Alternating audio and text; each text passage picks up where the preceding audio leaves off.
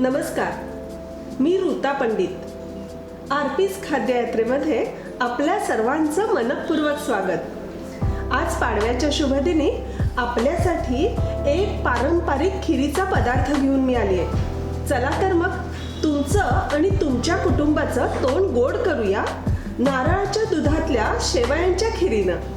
यासाठी लागणारे पदार्थ आहेत: 2 चमचे तूप, 2 वाट्या नारळाचा चव, अर्धी वाटी साखर, अर्धी वाटी शेवया, 1 चिमूटभर केशर, ड्रायफ्रुट्स आपल्या आवडीप्रमाणे आणि स्वादासाठी वेलची पावडर.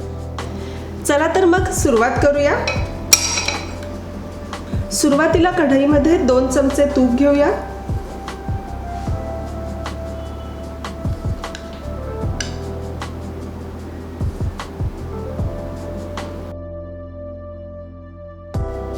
तूप चांगलं तापलं की त्यामध्ये शेवया घालूया.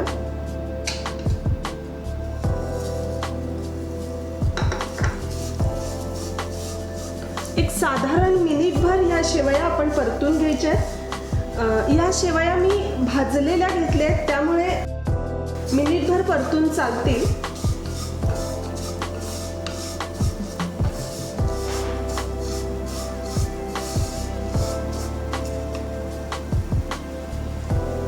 एक मिनिटभर या शेवया आपण चांगल्या परतून घेतल्या. त्याच्यानंतर याच्यामध्ये 1 कप पाणी घालूया.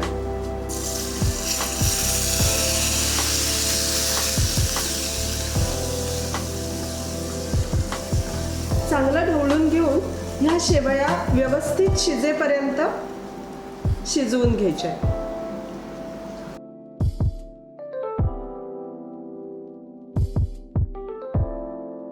आता या शेवया चांगल्या शिजल्या.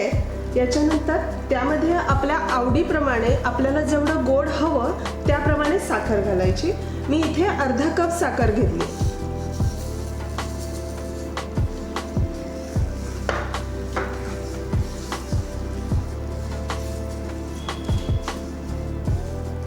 साधारण 1-2 मिनिटात ही साखर चांगल्यापैकी विरघळेल.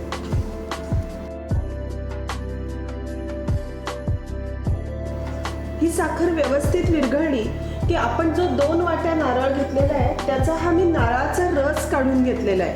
नारळाचा रस काढण्यासाठी 2 वाट्या नारळामध्ये 1 वाटी कोमट पाणी घालून ते मिक्सरला काढून गाळून घेतलेलं आहे. असं हे नारळाचं दूध काढलंय.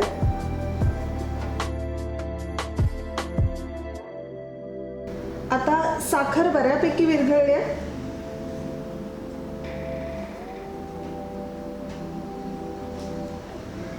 त्याच्यामध्ये आपण नारळाचा रस किंवा नारळाचं दूध घालणार आहोत.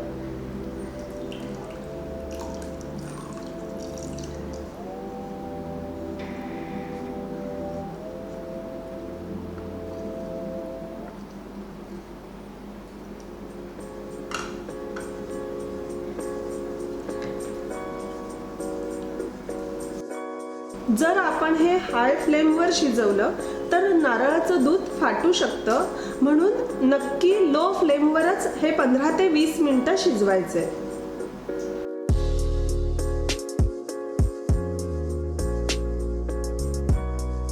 पंधरा ते 20 मिनिटात छान शिजलेली आहे ही खीर आणि खूप सुंदर वास येतोय. आपण आता त्याच्यात आणखीन व्हॅल्यू ॲडेड म्हणून ड्रायफ्रुट्स घालूया.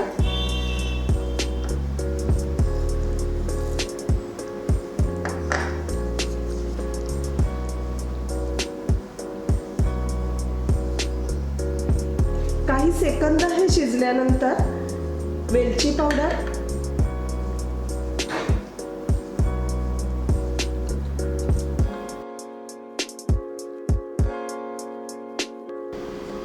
खूप छान सुवास येतो याचा. आता शेवट याच्यावर आपण तूप घालायचंय.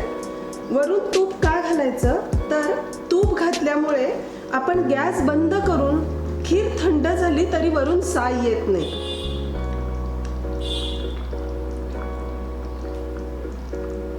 असं छान सगळ्या बाजून तूप सोडायचंय.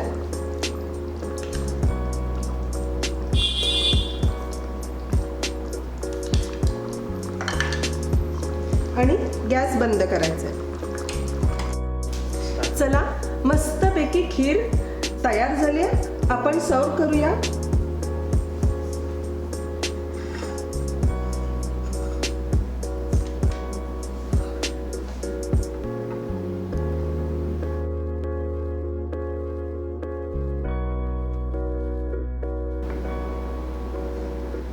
आणि सर्वात शेवट छानपैकी केशर घालूया.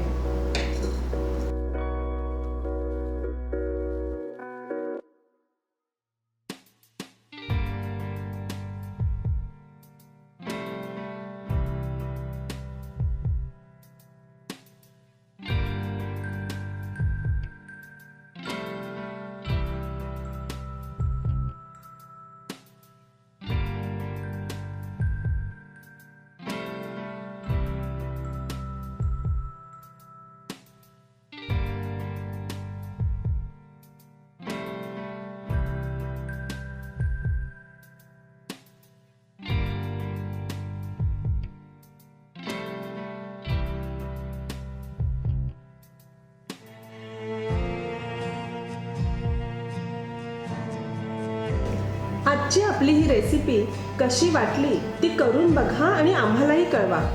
तसंच लाईक, शेअर, सबस्क्राईब आणि बेल आयकॉनवर क्लिक करायला अजिबात विसरू नका. आणि वसंत ऋतूच्या आगमनाबरोबरच कोकणातल्या आंबा, काजू, फणस, कोकम यासारख्या वेगवेगळ्या कोकण मेव्याच्या गोड तिखट रेसिपी आम्ही घेऊन येतोय.